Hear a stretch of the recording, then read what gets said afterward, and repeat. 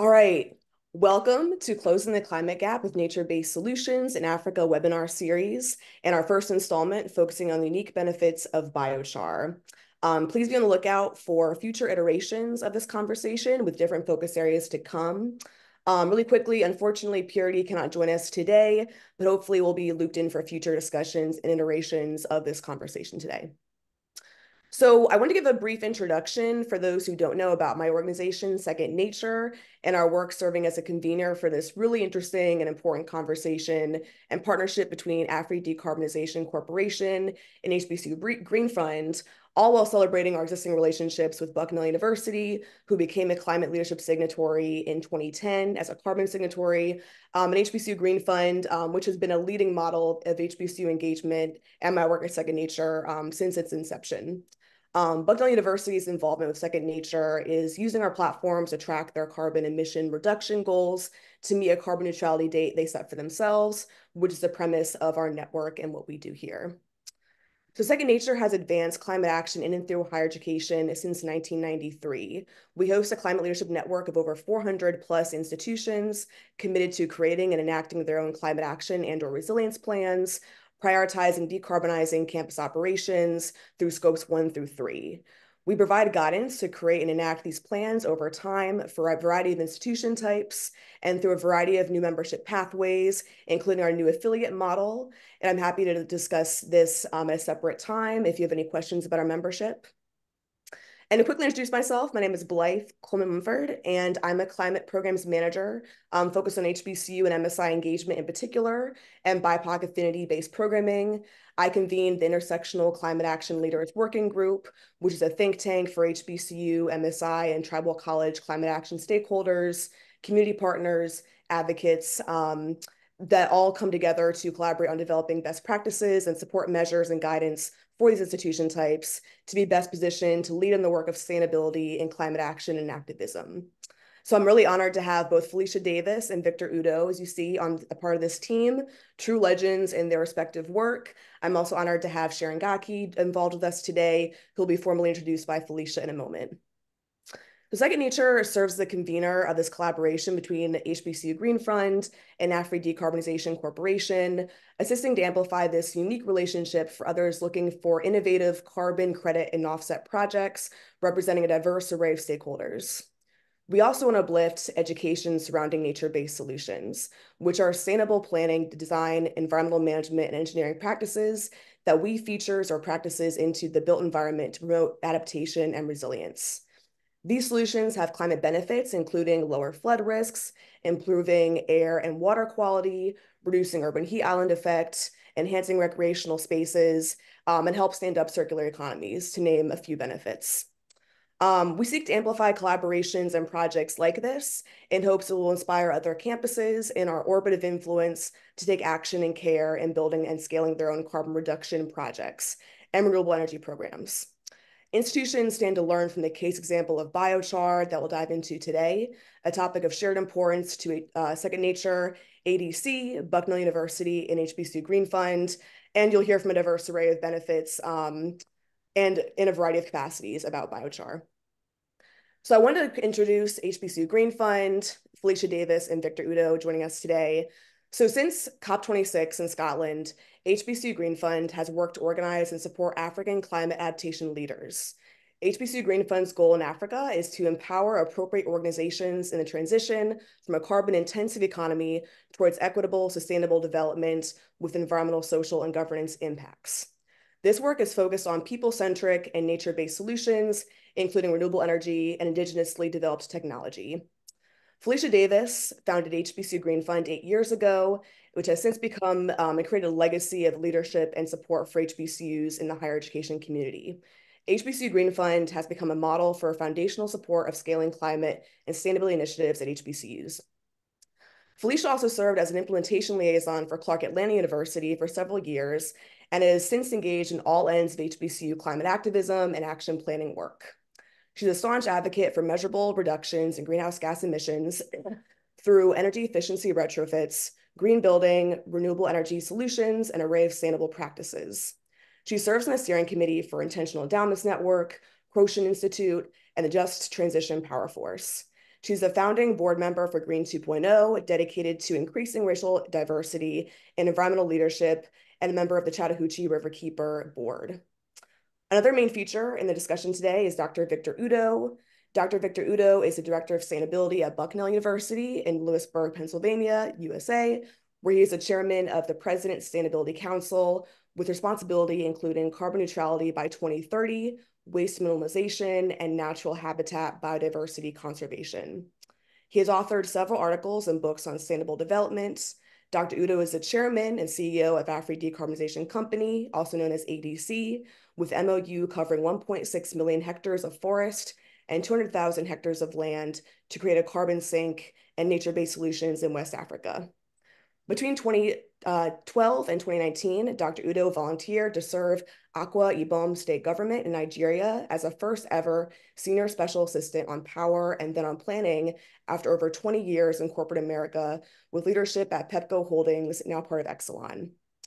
So I'm going to show a video highlighting Sharon Gakii's presentation, who Felicia will introduce, and Victor Udo's presentations, recorded in advance to accommodate Sharon's availability while being based primarily in Kenya and the different time zone changes. And Victor and Felicia, and hopefully Sharon, will then join us for a live Q&A and interview style discussion afterwards. So please hold your questions until then. I wanted to quickly highlight some discussion, some terminology some folks might not be aware of. So we'll be discussing scopes 1 through 3, and I want to give a quick definition for those not familiar with this, which is particularly applicable for Victor's presentations, and some terminology as well that'll be in Sharon's. So scope 1 refers to direct emissions that are owned or controlled by a company or institution.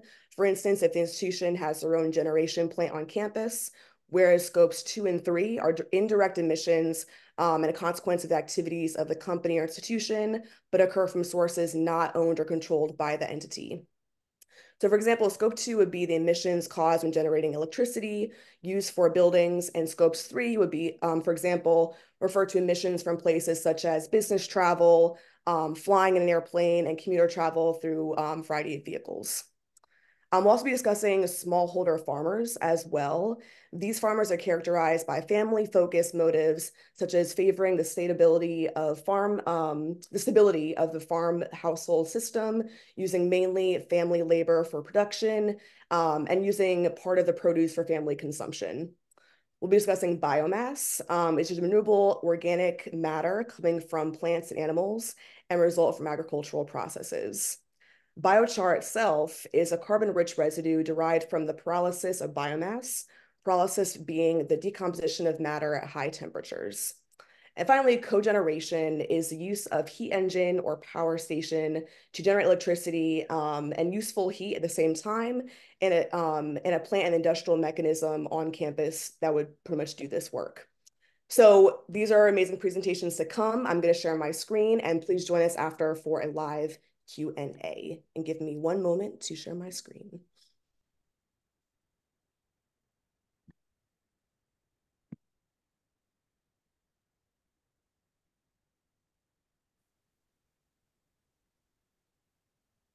Greetings. I'm Felicia Davis, one of the founders of the HBCU Green Fund, and we work to advance sustainability with historically Black colleges and universities and in the communities they serve.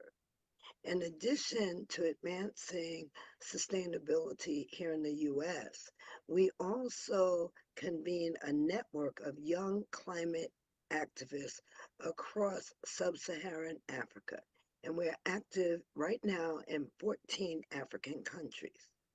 We are particularly supportive of local adaptation initiatives and really partial to nature-based solutions, which we think is the pathway to a low carbon economy. And with that, we are really pleased and fortunate to work with a partner in Kenya, ICCB, and Sharon Gakii. And ICCB is committed to deploying nature-based sustainable solutions for communities in Kenya. And she will tell you more about an initiative that we are happy to support. And before I toss it to Sharon, let me also say, we are so excited about the value of biochar in Africa that we are also excited about partnering with ADC, which has emerging initiatives targeted for Nigeria and Ghana. So we envision working across sub-Saharan Africa to increase agricultural production and food security. And so with that, I do toss it to Sharon Gakii to share with us about the work of ICCB. Thank you so much, Madam Felicia. Good morning, good afternoon, good evening, everyone. I'm so honored today to be here to shed a light on the remarkable efforts undertaken by the International Consortium on Climate and Biodiversity. So in the critical realms, we have three main pillars that we deal with in ICCB. That is biodiversity conservation, climate change mitigation, and agriculture. But today, to be precise, I'll be focusing on agriculture, which is one of the most pressing challenges of our time, with profound implications of ecosystems, economies, and livelihoods worldwide. Please help me to share the screen.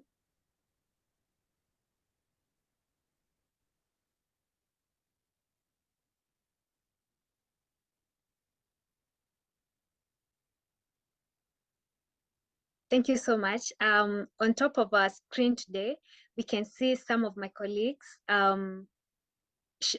issuing out sacks of biochar, which we were giving out during our first phase of introducing biochar to these farmers. Please, let's go to slide 2. So I want to speak about the reason why ICCB really began doing agriculture, and to be specific, the organic agriculture.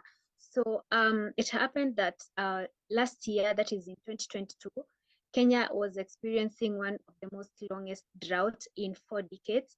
And so as being in pastoral community, that is more of ASAL counties, in semi-arid counties in Kenya, Kajiado and Narok counties, these pastoralists faced severe impacts from the drought, and therefore they ended up losing livestock, which is source of their livelihood and source of their income. And so ICCB came in hand, and we thought on how we can help out these families for them to make their own food and to grow their own food, and also to make source of income out of it so that they can send their children to school. So that's how we came in with the organic farming through the climate smart agriculture that we began doing. So just remembering, just 2 days ago, a concern article from World Food Forum indicated that over 7,300.9 million people faced hunger in 2022, highlighting how we are off track to achieve Sustainable Development Goals 2, which is zero hunger by 2030. Still on slide 2, we recognize the urgency of these issues, whereby ICCB has been at the forefront of spearheading initiatives aimed at safeguarding our communities to ensure that we have access to food, particularly food that we can grow and produce by ourselves in our communities. So through collaborative partnerships and innovative strategies, ICCB has engaged governments, organizations, and communities across the globe to foster a collective commitment in delivering this pillar. So one of the examples in this project that embodies ICCB dedication to sustainable development is our agriculture initiative that I'm speaking about today. So generously, this project has been supported by HBCU Green Fund. In the endeavor, we provide farmers with biochar, organic amender sourced from biosolar. Please help me to share slide 3. So during our first workshop and training, this is where we took these pictures. So during this training, we were educating our farmers and telling them how biochar initiative not only enhances soil fertility and crop productivity, but also contributes to carbon sequestration and fosters better movement in and aeration for crucial soil microorganisms, thereby mitigating the impact of climate change. So the utilization of biochar as an organic amender represents a win-win solution benefiting both agricultural productivity and environmental sustainability. So by harnessing the power of nature, we are not only nourishing our soils and crops, but also reducing the greenhouse gas emissions and promoting resilience in the face of changing climate. Slide 4, please.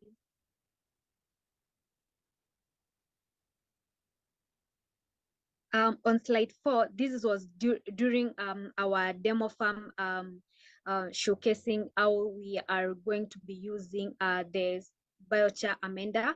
And so what we began with, it was doing the soil testing, which we did by our farmers, and we had brought with us expertise from Biosora and also soil testing farm.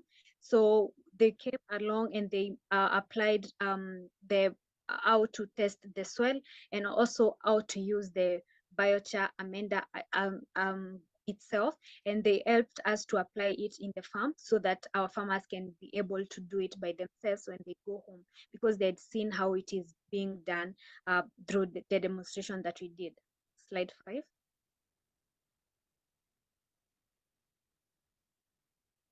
So this is a very beautiful slide showing the testimonials and the pictures from our farmers, whereby they have achieved so much. Through this, they can not only depend on pastoral or livestock keeping as their source of income, but also they can grow their own food. They don't have to go out and look for food to buy, but they can just go out to their farms, harvest their own food, cook it, and even sell some to make a source of income of it, and even be able to send these children to school. So currently we are only facing a challenge of water, but this will be made possible very soon, hopefully. So in my conclusion, I will just say that the work of ICCB in climate smart agriculture is paramount in safeguarding the health and well-being of our planet and people. So through collaborative efforts and innovative solutions, we can pave the way to reaching SDG 2 by 2030 and achieving a more sustainable and resilient future for all. Thank you. Sharon, I appreciate the great work you and your team and HBCU Green Fund are doing in Africa. And that's really to bring Africa to the position we need to be on solving nature-based, using nature-based solution to solve climate problem. It also addresses the issue of climate justice and so on. My presentation is going to be focusing more on the journey of Bucknell University and how we've applied the best technologies we can and how we've come to what I will call the last mile, being we cannot really do that last piece of decarbonization cost effectively in a short time. And so that takes us to the nature-based solution. So this presentation is what we've shared internally at Bucknell and got some level of agreement. To start with, and this is where Second Nature comes in, over 300 universities, including Bucknell, have made some kind of commitment or the other to become either carbon neutral, net zero. Bucknell, for instance, as you can see in this slide, has made a carbon commitment and has also made a race to zero. And that's where my office at Bucknell is trying to help us to meet this public commitment. So to meet the carbon neutrality goal by 2030, let me talk a little bit about the technology we have. Bucknell is very fortunate to have a very efficient co-generator. And that's how most of all of heating and cooling is supplied from. And that also is where we are getting our electricity from.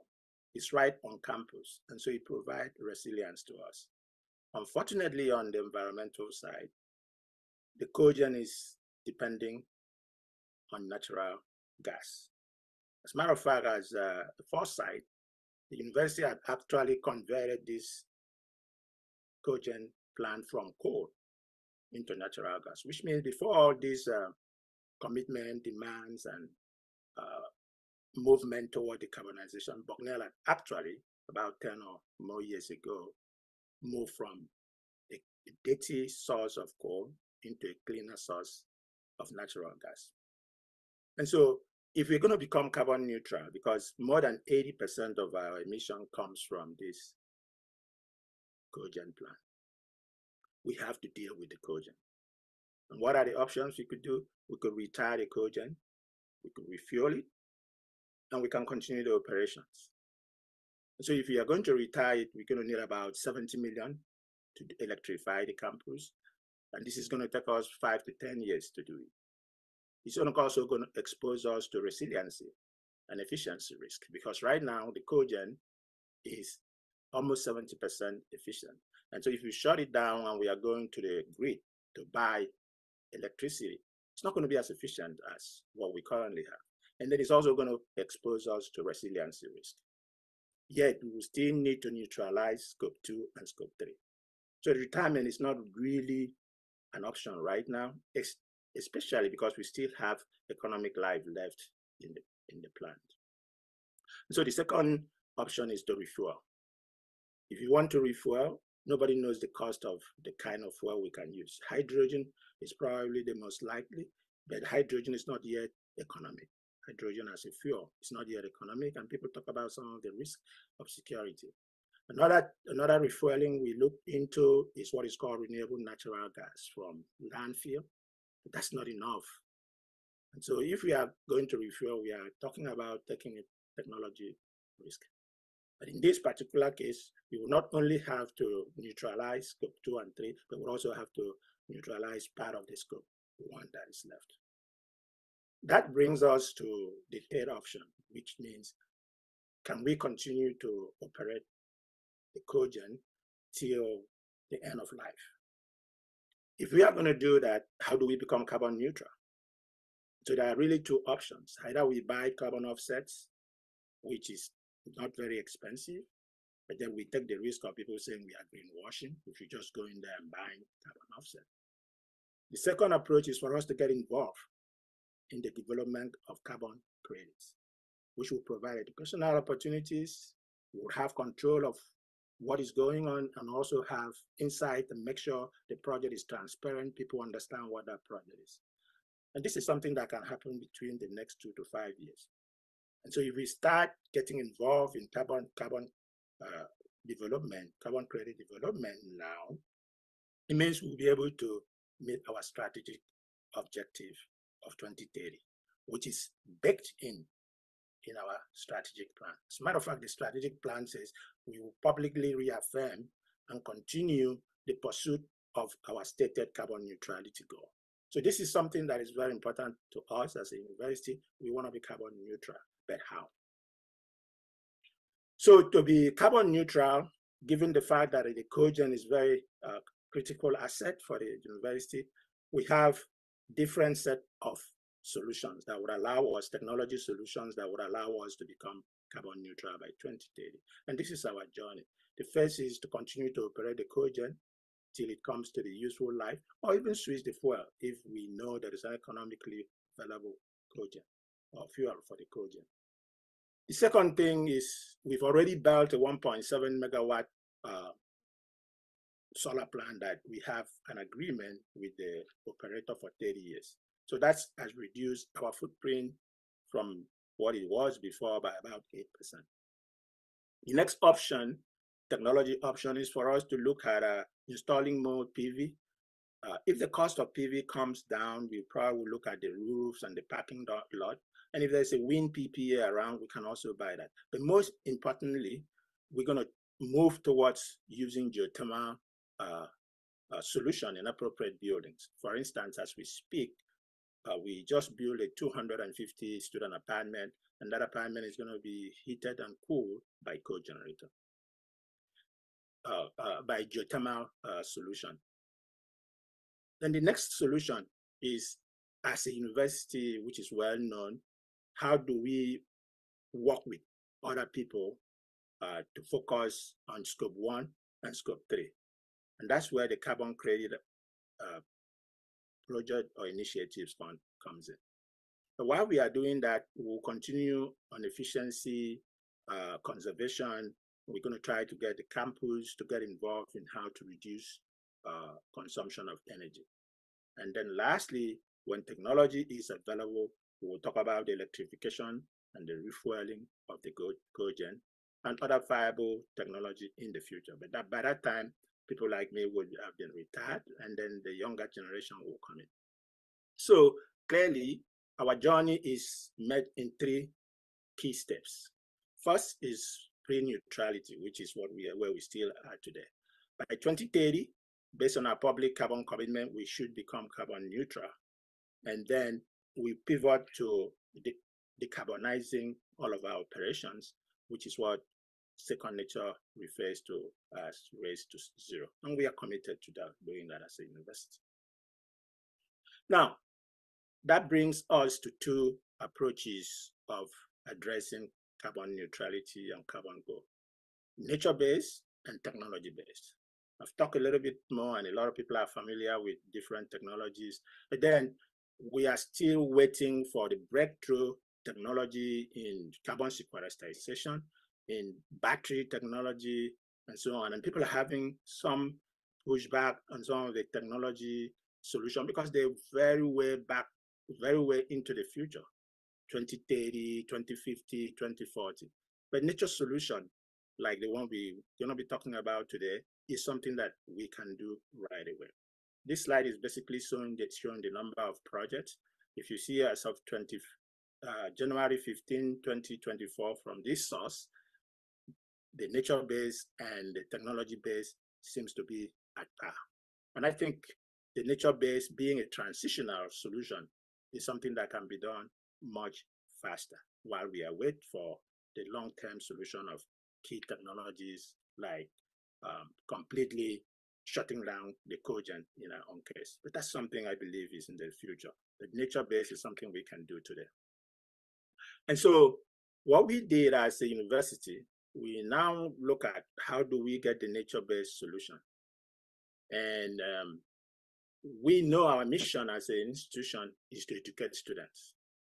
We are not into carbon creation. We are not into carbon offset, carbon credit, but to educate students.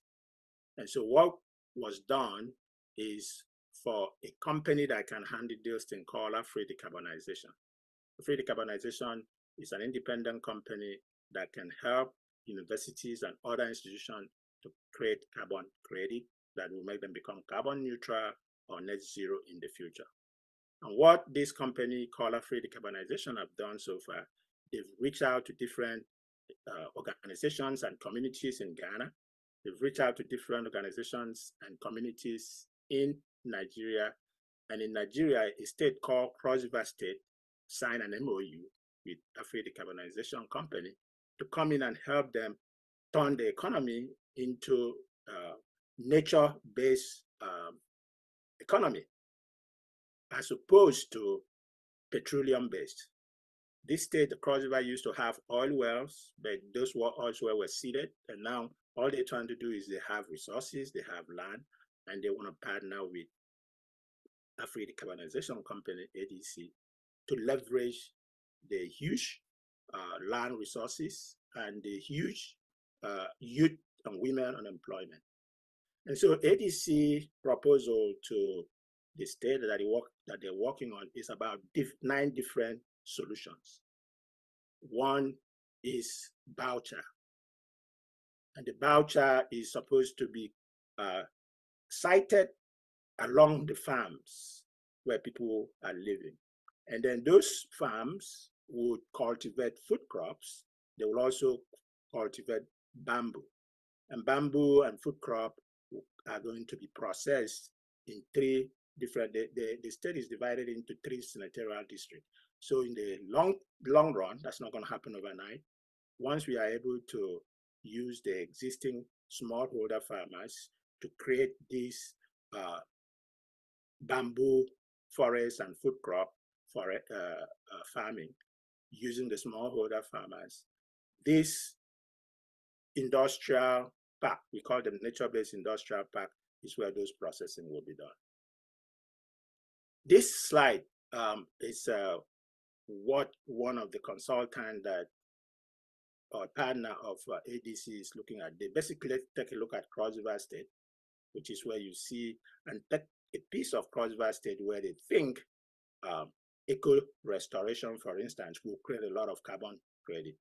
And the preliminary analysis says for 30 years, they can create up to 104 million metric tons of carbon dioxide.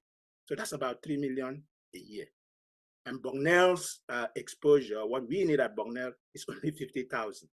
And so if this kind of thing is done, then universities and the organizations that have committed to becoming carbon neutral, net zero, will now have a source to be able to meet their goal. Because right now, technology is not going to break through in the next 3 to 5 years. And so if you have a carbon neutrality goal by 2030 or even 2040, this is the kind of solution that is cost effective and is something that you could do. This is just the ecosystem restoration. But our focus right now and in the short run is Biochar. And so, like I said, these yellow areas are areas that will do three things. One would be to restore when they need restoration. Second would be to create farm, expand the existing farm, not create a new farm. And this approach actually, instead of asking people to donate their land, we're encouraging them to expand their farm into the government provided land. And when people live close to these forests and are helping to restore the forest needs to be managed sustainably. And when you manage the forest sustainably, one of the things you're going to have is biomass. And so we are going to build a capacity among these we started building capacity among these smallholder farmers to help with the sustainable management of the forest. Then the biomass that comes out of those forests is translated into Biochar. Now, Biochar, as we speak, the price for a ton of carbon credit from Biochar is between $100 and $500. So if we just take the minimum side and say $100, and each farmer can produce a ton in a day, that's $100 going to a smallholder farmer in Africa, in West Africa, which is a lot of money. And if we give them that kind of money, then they'll be able to manage their farm very well, cultivate things like corn. And then that corn, for instance, in Cross River State, there is a flour mill. The flour mill goes to a different place to offtake to buy corn that they're using. So if we give the smallholder farmer in Cross River Biochar, they use the Biochar, enhance their corn production, then we can sign an offtake agreement with the flour mill. And this will mean additional revenue to those smallholding farmers. So how does this process look? It's very simple. What ADC is doing is going to have what we call, and I've spoken with some of our big financial institutions, they really like the idea of dispersed Biochar. Because right now, if you're going to produce Biochar with the highest technology, you're talking about tons and tons of money. And so what ADC is working on, and some students at Bucknell, is to create a very less expensive Biochar machine, but a lot of it, and spread it across Cross River, spread it across West Africa. And it's very simple. People take the Biochar, the biomass from the forest, dry it in the sun, turn it into fuel and feedstock. The fuel is actually those bigger sized tree limbs that is used to burn. And when you burn that and you put the smaller ones in the green chamber that you see there, that will become a process that is called pyrolysis will take place, and it will produce ash and Biochar. Ash can be used for different things. The Biochar, you get the Biochar, you quench it with water. Water can be digging a hole, a pit hole. You just pour it there, or it can be a barrel. You pour your Biochar in there, it dries. You can also use waste heat from the kiln itself to dry it. But once you do that, then you weigh it, you package it into bags, and then you make sure, because one of the biggest problems with nature-based solution is what is called monitoring, reporting, and verification. So we're going to give them cell phone that includes blockchain, so that they can track how much biochar they're producing. And the biochar, the credit would be based on a shared revenue. And then they can also use the fertilizer to increase their food production and also increase their revenue. And so this is the solution that ADC is pushing at the low level, low income communities, so we can lift up the smallholders families in these low income communities all over Africa. We can even do it here also in the US, Mississippi, for instance. People have big farms there. They have a lot of biomass that they're wasting. They can also key into this kind of solution. So what's the bottom line of all this talk? Number one, institutions and corporations need both technology and nature-based decarbonization solutions to meet their carbon commitment, both in the short run and in the long term. This include big companies like Microsoft, Amazon, and so on that have had commitment that says they're going to not only become carbon neutral, for instance, Microsoft, they want to pay their carbon debt. So since 1979, when they've been working as a company, all the carbon they produce, they want to buy. Where are they going to get that from? So it has to be nature-based that is already ready today. Nature-based solutions are mostly in the developed countries, like I talked about Bucknell, but nature-based solutions are transitional. I'm not saying, like you see in one of the slides I show, we talk about 30 years. So if you get that amount of carbon reduction for 30 years, after 30 years, maybe technology will be available, then definitely technology will be more available then. So nature-based solution can transition, can link us with where we are today and the future. It can be deployed to help close the climate gap, especially in low-income communities where there are significant land, as well as unemployed youths and women. And this has to do with climate justice and environmental, social, and governance impacts that several big corporations have committed to doing. And so this approach is going to solve a lot of problems that many of these organizations have voluntarily committed to. And we don't know, like it's happening in Europe, some corporations here might be required. And so creating carbon credits is very, very critical, and nature-based solution is the best way to go. Afri Decarbonization Corporation, which is an American company with a subsidiary in Ghana, subsidiary in Nigeria, is positioned to provide this dispersed biochar DBK to smallholding farmers in the disadvantaged communities to create carbon credits and fertilizer for profitable regenerative farming that would help to reduce hunger and also alleviate poverty. There is a large gap of sustainable development goals to be closed. So this approach is better than the traditional clean cook stove, for instance. A lot of people have been providing clean cook stove to low-income communities, but clean stove is a consumption thing. You're just basically giving them a tool to consume, and people are always going to depend on that foreign aid that is coming. That's not a solution in the long haul. DBK are locally fabricated. That's one important thing. We are not waiting for this thing to be imported. Actually, we are going to teach these local farmers or local communities to use waste product to produce this DBK. And also, maybe we are also looking at maybe using bricks. And so what we at the university are doing is just going to be to look at different optimal way of doing this, so that people will produce biochar, solve the problem that we are facing, the climate problem we are facing, but at the same time help to minimize hunger and poverty. Smallholding farmers will be trained to build capacity for nature-based solutions. And so once we train these smallholder farmers, then we'll help them to know how they will contribute to ecosystem restoration, which I showed in the previous slide, that you can actually, in Cross River alone, and a small portion of Cross River alone, you might be able to produce 3 million metric ton of carbon dioxide equivalent. So we're talking about changing the mindset in Africa, where there is land, where there is unemployed youth, unemployed women, that can really help the economy. There's also another eco-restoration thing, which I didn't talk about a little bit, the blue side here is what is called blue carbon economy.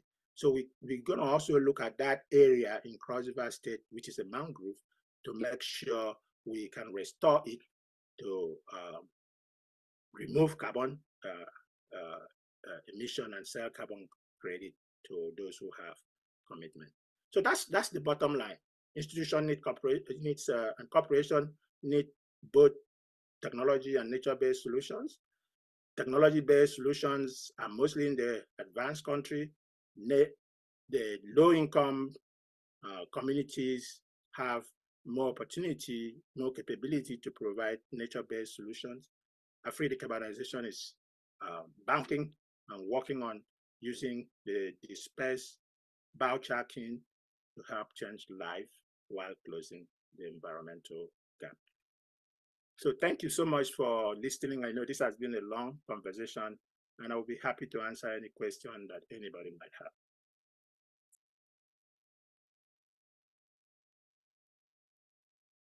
All right. Those were two amazing presentations. And I want to open us now up to our Q&A. So I have a couple questions to ask Felicia and Victor, and then we'll open it up to the audience. But I wanted to give Felicia a chance to actually ask Sharon some questions. So Felicia, I invite you to come and ask Sharon your questions if now's a good time. Thank you, Blythe. And first of all, I want to thank all of the people that have joined this webinar. So I really appreciate, given that we're kind of starting a series that we think is really important, and to know that there is an audience for this work and this effort. So with that, first of all, I'd like Sharon to maybe share with everyone what the relationship with HBCU Green Fund and being based here in the US and her organization, the difference that our comparatively small support by US standards, but what difference has that made? What has that enabled ICCB to do, and what's kind of on the horizon? So Sharon, if you're there, you're on mute. And I do understand that it's raining in Nairobi. So the bandwidth may be a challenge. I'm also looking at my WhatsApp. Okay, there you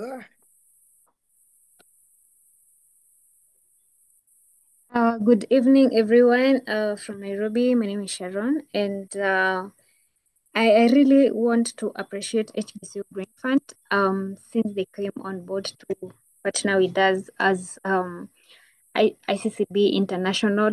We first had the project on paper, but we didn't have the funds to make the project to be kick-started. But since HBCU Green Fund came on board, we were able to get the requirements and the materials that are needed for us to begin the project and to support the project financially where it was needed. So far, we've done the first phase of the project, and now we are looking forward to the second phase of the project that is happening around this month.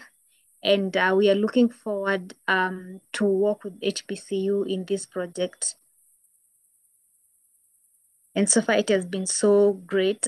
We have farmers giving us testimonials, as you've seen on my presentation. So it is a good journey that we've been working with our farmers in ASAL counties, in Kajiado, Narok, and right now we are looking forward to extending in more ASAL counties in Kenya. Yeah, thank you so much. Thank you. And I just would, if you would also say something about the volunteers as we move from Kenya and move to Victor Udo with ADC and thinking about distribution of biochar widely. What difference did biochar make for the individual farmer. We're talking about people that were formerly herders who lost their animals, and they were not necessarily growers.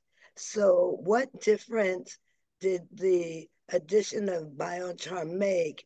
And maybe describe for people, because it's not as simple as just spreading it out. I think they had to mix it and do all sorts of things and test the soil, etc. So just reiterating that as we then shift to Dr. Udo.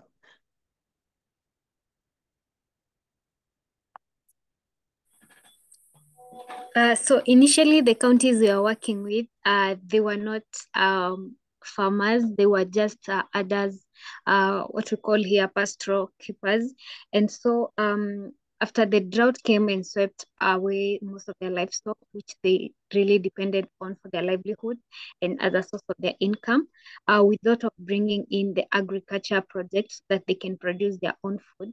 But as I said, we edit on papers, and as we began it didn't do well until we brought biochar on board, because the produce increased, and knowing the beneficial it could do in the in protection of the biodiversity as well, it was a great boost for us, because some of them were thinking of going for the manufactured fertilizer, which it was not making so good. It was not giving the best produce as it was expected, and it was very expensive at the same time.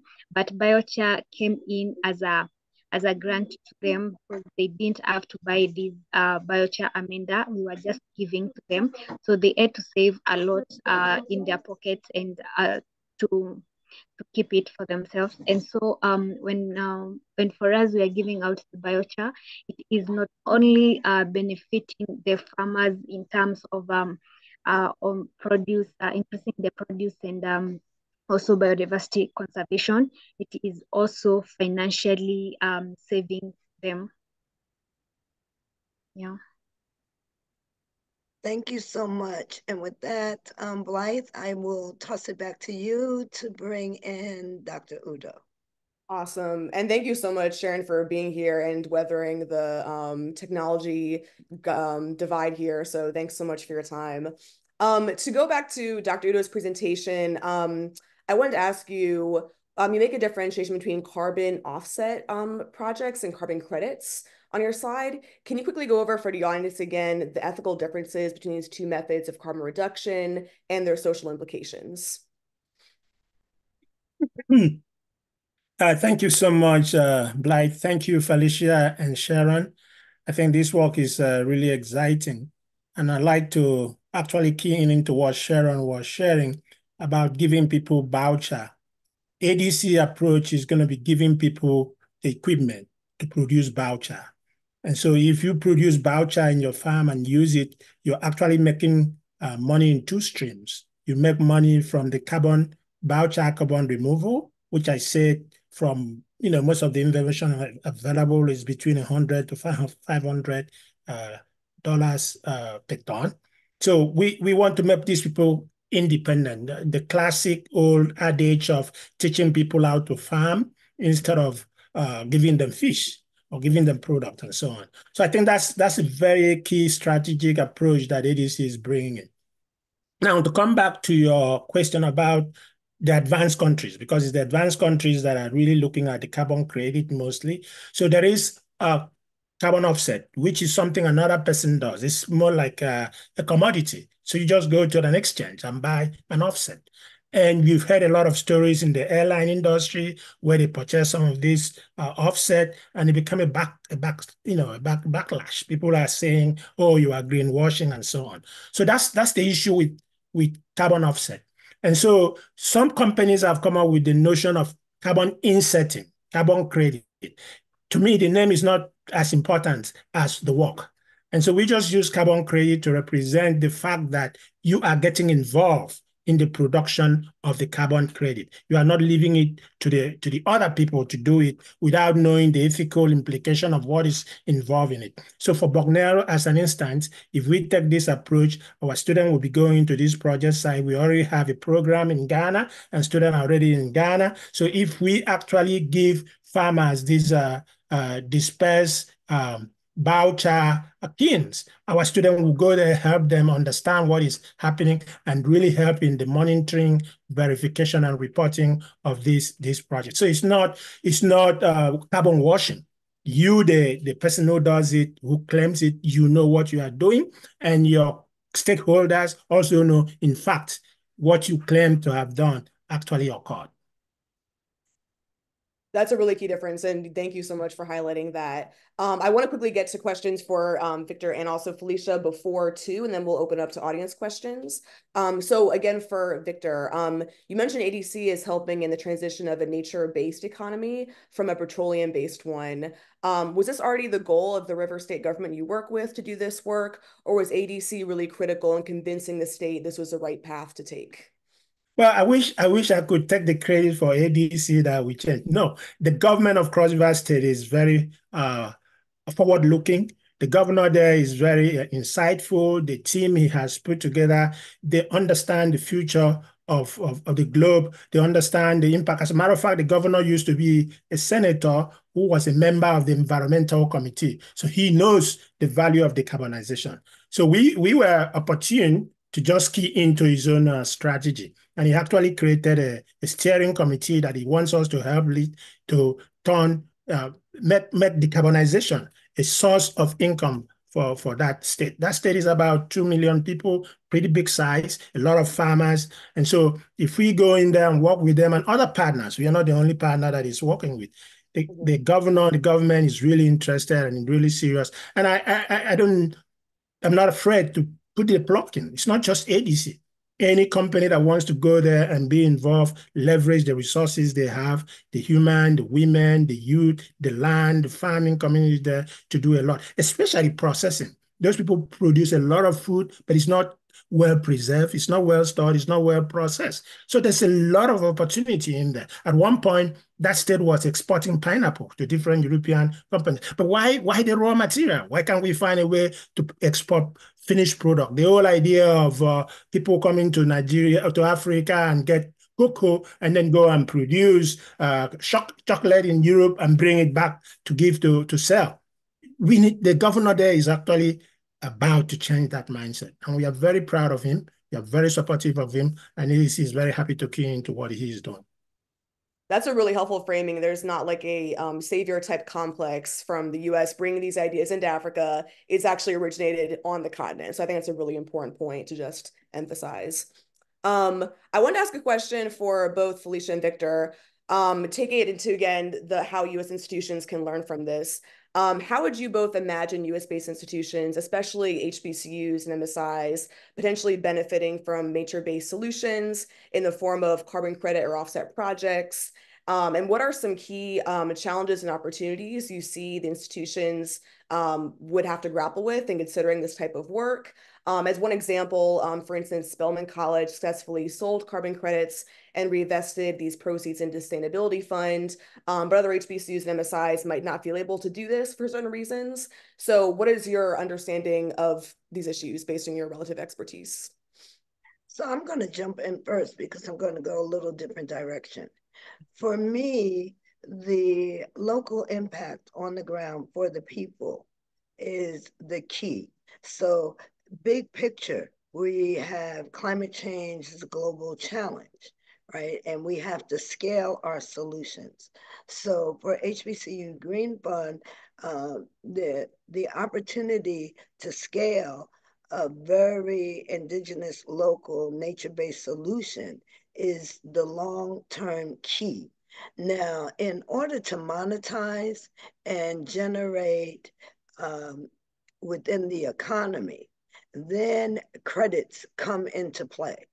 But HBCU Green Fund is most interested in connecting young people on the continent of Africa, where there are right now 1 billion young people 30 years old or younger. And so if we look at the arc of leadership, if we look at the demand for resources, if we look at the decisions that will be made over the next decade, we want to ensure that we bring forward solutions and relationships that minimize conflict, that make appropriate use of technology, that also have respect for biodiversity and diversity broadly speaking. So that is the driver, the key driver. And in terms of HBCUs connecting, we currently, and we're not the only ones, but we have an HBCU Eco Spring Break. We take every year students for spring break that where they do actually service learning in Africa. If we look now, coming up in July, FAMU, another climate signatory participant in Second Nature, their Food, Water, Energy Nexus Conference will be July 1st through the 4th of July in Durban, South Africa.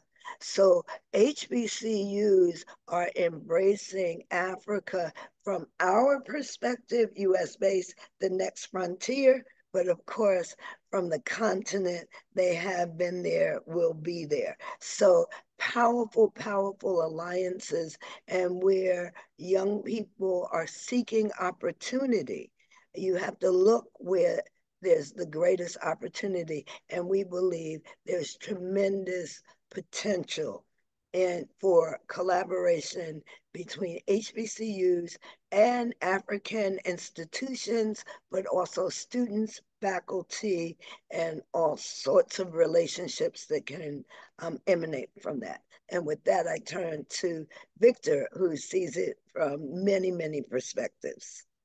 Thank you so much, Felicia and Blythe. Now, Blythe, let me go back to what you said about the colonial aspect. And when we started having this conversation at Bucknell, that issue came up. Are we trying to impose the American, the European, the advanced country solution on the African continent? And we are grateful because, quite honestly, if you go to many of the institutions in Europe, in America, and so on, you have quite a lot of Africans leading in those institutions. So the time have come where most of them have now begun to go back. And they come here, they learn, they feel bad, especially some of the new younger leaders. Why are we going to Dubai? Why can't we do the same thing in Africa? And so they are thinking about the mindset is changing. And that actually brings back to what Felicia and the HBCU Green Fund is doing. To me, I think the time has come for the African Americans, the African Africans to work together. And I think the climate justice issue is an opportunity. I mean, the United Nations talk about making sure everybody's carried along, nobody's being left behind. This is an opportunity for us to key into that. And I believe the partnership between HBCU Green Fund and ADC is going to help to do that. So what we think about with the dispersed Biochar cane, for instance, we're going to engage local universities there to optimize this simple technology to their own environment. So for instance, if they go to this area of the forest and know this is the type of biomass waste, what are the temperature differences? What are the weight differences between the the feedstock and the fuel? So those kind of things are going to be identified and solved at the local level. What are the kind of metal that they will use to produce the tin? They have those raw, and quite honestly, the people that are very innovative. They are very, very innovative. They can use, for instance, a used vehicle, take the metal body of that used vehicle and turn it into these chambers that we are talking about. And so they just need to be guided properly. And what my students at Bucknell are thinking about doing is what we call open source. And so once we test some of these things, we'll come up with a guideline. We just send them a guideline and they can do the construction. They can do the modification and the optimization. This is something we can do both with HBCU institution and they can speak their language.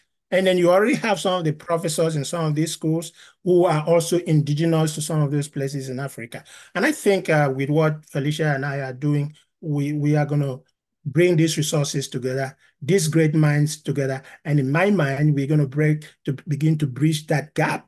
The real gap to be bridged, I think, is American and the African Sustainable Development Goals, where we can actually use sustainability innovation to lift people from poverty, to alleviate to alleviate poverty, minimize hunger, and help people to begin to have corporate institutions so that if someone is a farmer dies, because we will all die, how do we make sure that farm continues, not just for the biochar, but for the other products, and go into the processing and exporting? So there's one other point that I want to make that I think it's really important for anybody tuning in. When we talk about Africa and African Americans, there is a natural, obvious historical tie, but it is not to the exclusion of anything or anyone. So this is, where do we focus our energies in this moment when we have a big thing to get done? So what I say to people is that Africa is a place where every dollar that you put in, there's a 10x factor. So as we look, we cannot do this work without resources. And so when you're thinking, and it's not just simply asking for a contribution, no, it's how we are going to direct philanthropy, investment, and level up. And to know, I want to share with the audience the fact that anything we do from a US perspective in Africa, there's an automatic 10x multiplier. So the biochar that we help Sharon Gakii to distribute, ICCB, tenfold, minimally. If you look at the number of households, the amount of generation that happens, and I'm saying in dollars, not just in produce. So you're talking about school fees, you're talking about development, you're talking about local communities surviving and beginning to thrive. And at the same time, bringing carbon down significantly rather than increasing significantly. So that 10x that we look for is there. Everyone is welcome. And this is one nature-based solution. We decided we wanted to focus kind of one at a time, but it's easy to see how biomass is biomass. It can be utilized, whether it's for biochar, and it can also be an energy generator. We will get there in this webinar series, but I just wanted to make sure that everyone feels included. Your questions, ideas, content, campuses, connections, relationships, ADC, and HBCU Green Fund open to all of that. So this is as Victor said, open source. It's an open platform. It's all comers.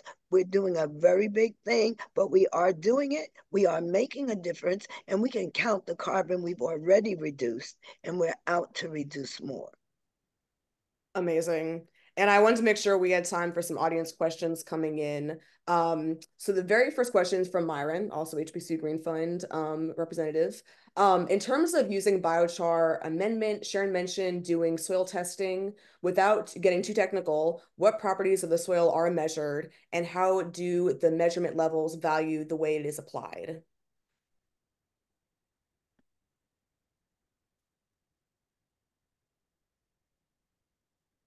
I would bet that's a difficult question for Sharon. And that I can say, because I was there for the demonstration with the expert and the machines, small machines. So what HBCU Green Fund is doing is providing the soil testing machines that when you use the tester, you get results that some on the spot and some actually they receive later. But you get results that tell them what amendment is needed. And I'm glad Sharon has her hand up to weigh in. Thank you.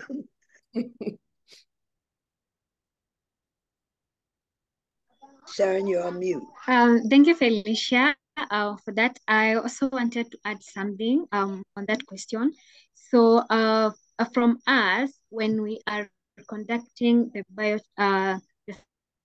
soil testing, the soil testing. So we typically look at the properties like pH levels, nutrient content like nitrogen, phosphorus, potassium, and also organic matter content and soil texture. So these measurements help us to understand the soil's current condition and its capacity to retain nutrients. So for instance, if the soil is acidic, which means it's low, it has a low pH, biochar can help raise the pH levels and improve nutrient availability. And if nutrient levels are low, biochar can act as a carrier, enhancing nutrient retention and making them more accessible to plants. So assessing soil texture helps determine how much biochar should be applied to achieve optimal distribution throughout the soil profile. So when our farmers understand this through the soil testing that we do, we can tailor the application of the biochar to maximize its benefit for soil health and plant growth without getting too technical for it. Super So helpful. if I can just add in there, my students and I were in a small holding farm yesterday, where we were actually testing out and producing some biochar. And we raised into that question, what ratio of biochar do you mix with manure? For me, there are some rule of thumb, some general guidelines out there, but to be effective, to have the kind of result that I believe Sharon and our team are having in Kenya, it would have to be tailored. It would have to be, what is the local farmer's condition? What's the soil condition there? What is the kind of biochar that they're producing? And what kind of fertilizer do they want? And to me, that's why the involvement of local institutions is very important, because you're not going to be able to expect a smallholder farmer to be able to do all these testings. But the institution can guide them, can provide the solution to them, and they just go to implement in the smallholding farms.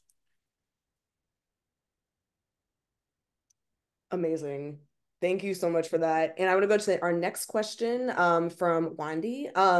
Has biochar ever been considered as a construction material in your expertise? And really curious to know and love the fact that the I guess how exactly is biochar measured again? What's the unit, Victor?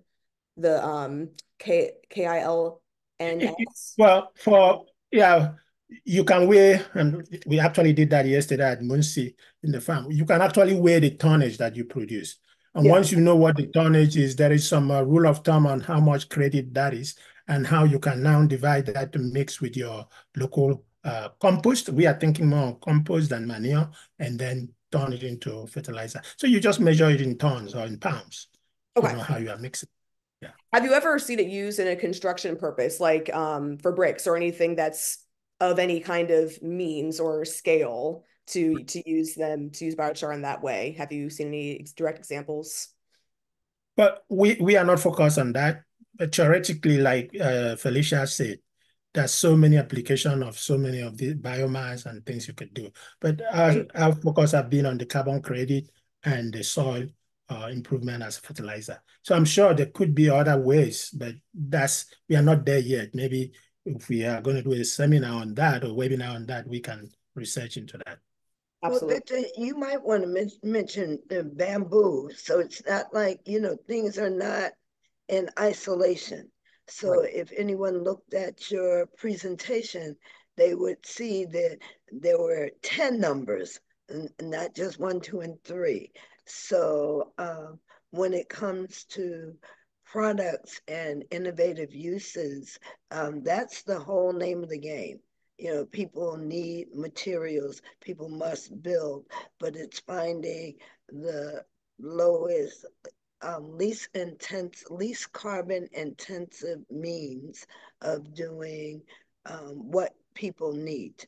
And so, and that is part of the function of working with institutions, particularly research institutions, and particularly those that have made a commitment to getting to net or actual zero.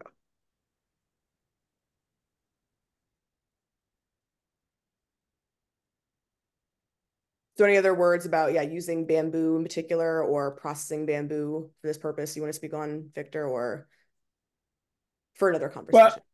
Yes, no, actually, like I mentioned in my conversation or my presentation, the smallholder farmer that we are looking at, they're going to help us to not just cultivate their local food crop, but they will also help us to create a bamboo forestry.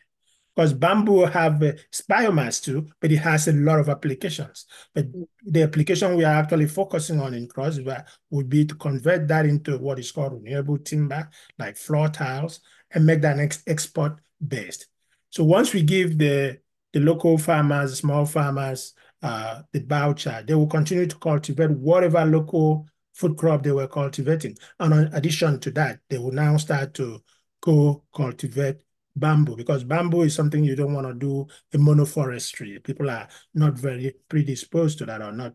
There are so many disadvantages of that. So once we have bamboo, is going to take like four years to mature. And then once you plant it once and it matures in 4 years, you can keep harvesting every 4 years for whatever you are using it to produce. So that's you are right. That's a different topic, a webinar topic that we can get into. Really interesting, though, and all architectural considerations there. So for a future discussion, I love that question. Really quickly, someone asked about, does Second Nature expand its scope to partner with campuses in Africa? And I'd say this conversation and convening is that in real time. And I know Second Nature actually is considering membership for institutions based in Mexico. So I think we are looking internationally to expand our membership base. But I think convening partnerships like this and amplifying this is my direct access point to campuses that HBCU Green Fund engages with, and institutions Victor also is connected with. So to be determined, but great question. Question from Hannah, really quick before I know we're running out of time. Biosolar was mentioned for making biochar. Can that be explained further? But what I mentioned was drying the biomass, because I mean, obviously, when you do tree trimming through the process of sustainable forest management, those biomasses are going to be fresh. So you just spread them on the sun and they can be dried.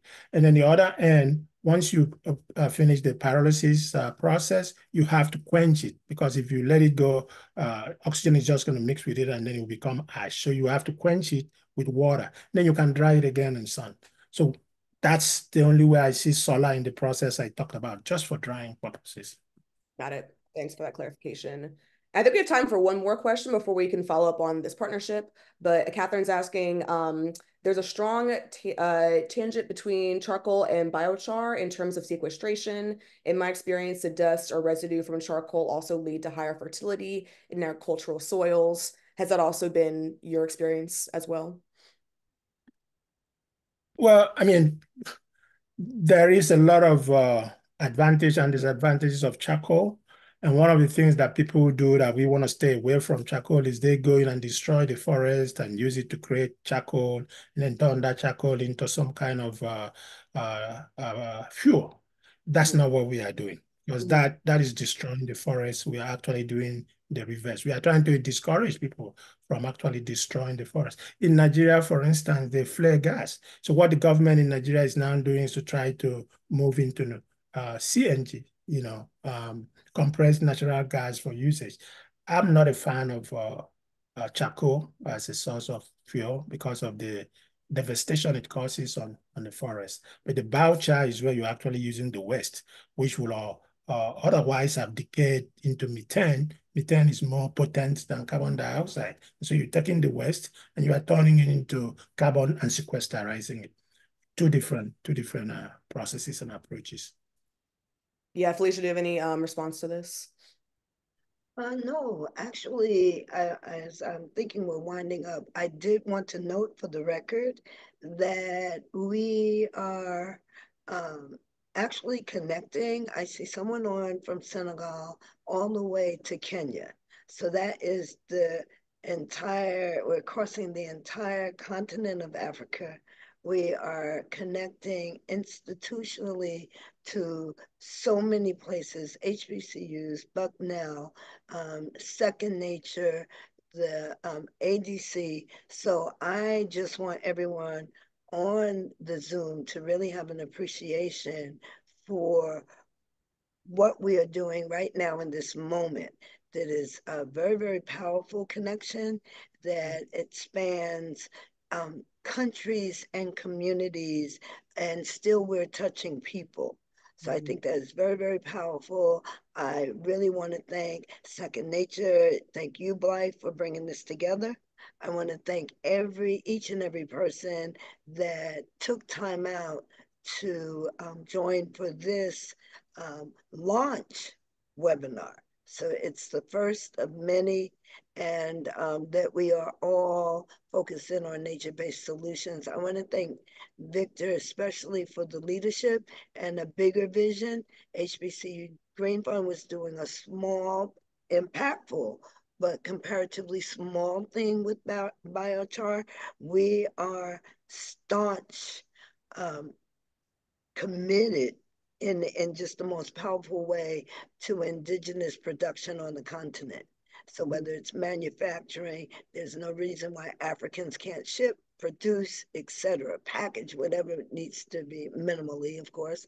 But so with all of those notes, before I, go back on camera off, I just want to thank everyone for the job, and especially you, Blythe, for putting the work in. Sharon, Gakii, for the work you're doing and continue to do. And Victor, because we're going to set it off in Nigeria and Ghana and all the way to Kenya. So, and every place in between. So it's a really great day. Thank you. That's really Thank you so much. Thank you so much, Felicia. Thank you, Blythe. Thank you, Sharon. And thank you, everyone in the audience. We are really grateful, and we look forward to doing some big things together. I think Felicia is being a little too humble here. She's doing a lot of great things, and the partnership between the Green Fund and ADC is going to help take this thing to higher places. Now, what people can take home, I think people ask, what is the role of second nature and so on. Institutions like Bucknell that have made this commitment, they're not in a position to really do any of these projects, So, but if we bring them all together, Bucknell 50,000 metric ton per year, Spellman 60,000 metric ton per year, Clark 50,000 metric ton per year. If we bring all those resources, maybe under the platform of second nature, then we have a solution for all of them. Then they can all become carbon neutral or net zero without just setting the goals, which they've done on the second nature platform, and now worrying, we set this goal, how are we going to meet them? So ADC and HBCU Green Fund is now creating a platform. Biochar is just one aspect. Ecosystem restoration is another one. There are several other ways that they can work with ADC and HBC Green Fund to meet their goals, and then also meet their institutional objective of educating students. So for instance, when you send students to Tanzania, they're not just going there as a tourist, they're going there to do something useful, and they're helping the value chain and contributing into it. So I think we are up to a very great start, and we look forward to continuing to do this. So once again, to you, Blythe, kudos, and kudos to Second Nature, and we'll continue to do our best, both from the ADC perspective and from Bucknell perspective. Thank you all so much. Thank you. And really quickly before we head out, is there a way that audience members can be in touch with ADC and HBCU Green Fund and Bucknell University, and ways to follow up on this partnership or stay tuned for what's next?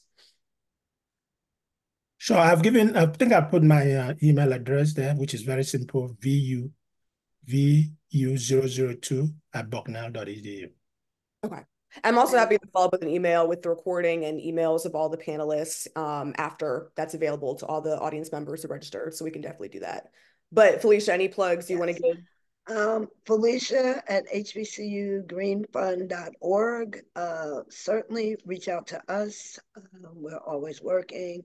And thanks to all the HBCU Green Fund folk who may have been on. Thank you so much. And please look out for future iterations and content for Second Nature, and follow our newsletter and social media for more content like this. And looking forward to following up soon. Thank you, everyone who attended today. Thank you so much. Bye. Bye. Thanks.